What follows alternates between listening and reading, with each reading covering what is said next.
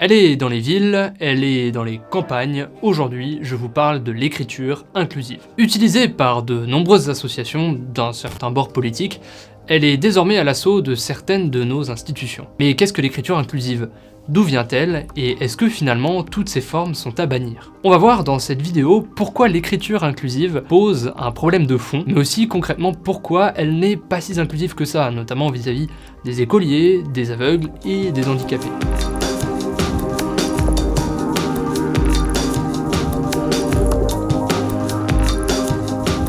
Bonjour à toutes et tous et bienvenue dans cette nouvelle vidéo. Vous ne l'avez peut-être pas remarqué, mais je viens d'introduire en étant inclusif. Et oui, on en entend parler partout, on la voit de plus en plus au quotidien, mais en fait, qu'est-ce que c'est l'écriture inclusive? Elle peut être définie comme un ensemble d'attentions graphiques et syntaxiques permettant d'assurer une égalité des représentations entre les femmes et les hommes. Cette écriture s'appuie sur la conviction de changer le langage pour agir finalement sur les mentalités et faire progresser l'égalité. Ce qui saute aux yeux avec cette définition, c'est son empreinte idéologique. En effet, il y a ici un rapprochement entre le genre naturel, sexuel, et le genre grammatical. Cette vision déterministe amène à dire que le langage serait la source d'inégalité, et donc qu'il faudrait le changer. Une réflexion un tout petit peu limitée, héritière d'une pensée déconstructiviste de notre époque. Mais alors, concrètement, qu'est-ce que l'écriture inclusive? Les défenseurs de cette écriture sont formels.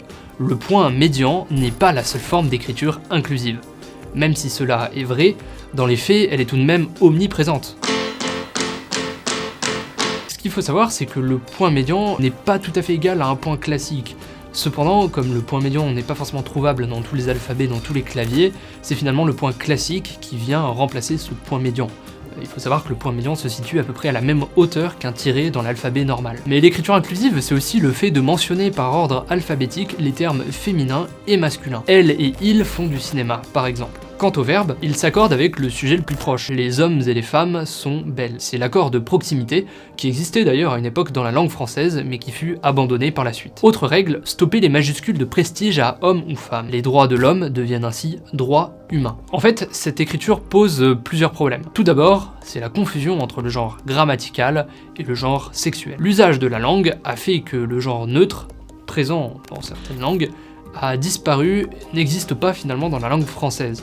Et de fait, c'est le genre masculin qui a finalement plus ou moins pris cette place de neutre, là où le féminin est devenu le genre marqué en français. Beaucoup citent également la règle du « le masculin l'emporte sur le féminin » comme une volonté d'effacer la femme. Pourtant, on ne trouve cette citation dans aucun manuel récent, ni même dans le Becherel de 1835. C'est l'usage de la langue par les individus qui a défini cette règle, et pas forcément une volonté de l'homme de l'emporter sur la femme. Les grammairiens ont beau instituer des réformes, ce n'est pas eux qui définissent l'orientation à long terme de la langue. La récente réforme de l'orthographe peut appliquer le prouve. Il faut également savoir que certains mots se sont simplifiés. Mère et mairesse sont par exemple devenus mère, un mot épicène qui fonctionne désormais au masculin et au féminin. Il existe des épicènes neutres, mais aussi des épicènes masculins et féminins. Pour faire court, un mot épicène, c'est soit un nom qui est marqué d'un genre, mais qui désigne l'un ou l'autre des sexes, soit un nom, un pronom ou un adjectif qui ne varie pas selon le genre. En effet, en français, des noms masculins peuvent désigner des êtres biologiques de sexe féminin, et inversement. Les deux ne sont pas toujours corrélés.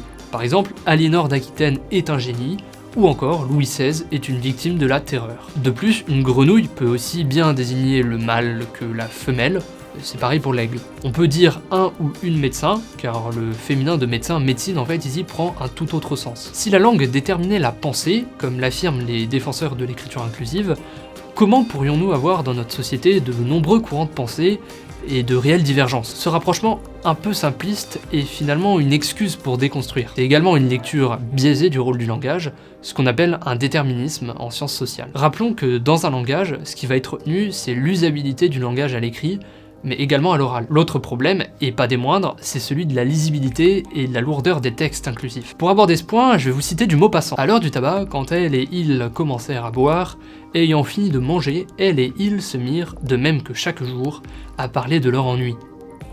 Les bouteilles de cognac et de liqueur passaient de main en main, et toutes et tous renversés sur leurs chaises, absorbés à petits coups répétés, en gardant au coin de la bouche le long tuyau courbé que terminait l'œuf de faïence, toujours peinturluré comme pour séduire des Hottentots. Ce problème de lisibilité va notamment se ressentir pour les enfants, qui ont de plus en plus de mal à maîtriser l'écriture traditionnelle et à maîtriser la langue française. L'écriture inclusive vient ici rajouter une dose de complexité, car tout n'est pas prononçable à l'oral. C'est également la rapidité de lecture qui est impactée.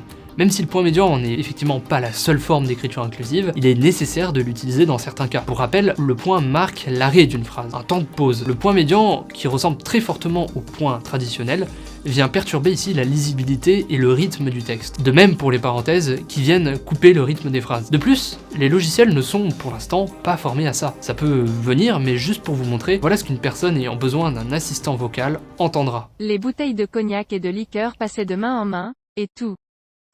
S, renversé.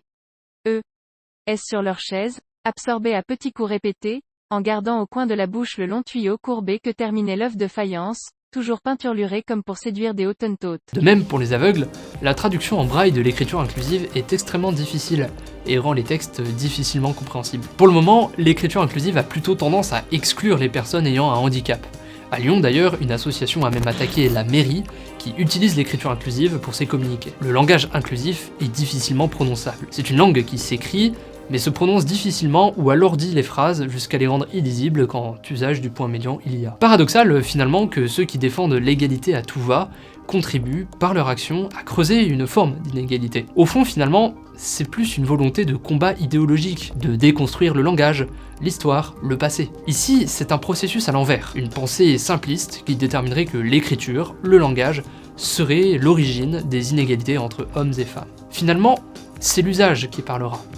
L'Académie française, de son côté, évoque un péril mortel dans l'usage de l'écriture inclusive. L'usage de la langue retiendra ce qui sera le plus simple à faire passer oralement. Et là, ça semble plutôt compliqué pour l'écriture inclusive. Merci d'avoir visionné cette vidéo, on espère qu'elle vous a plu.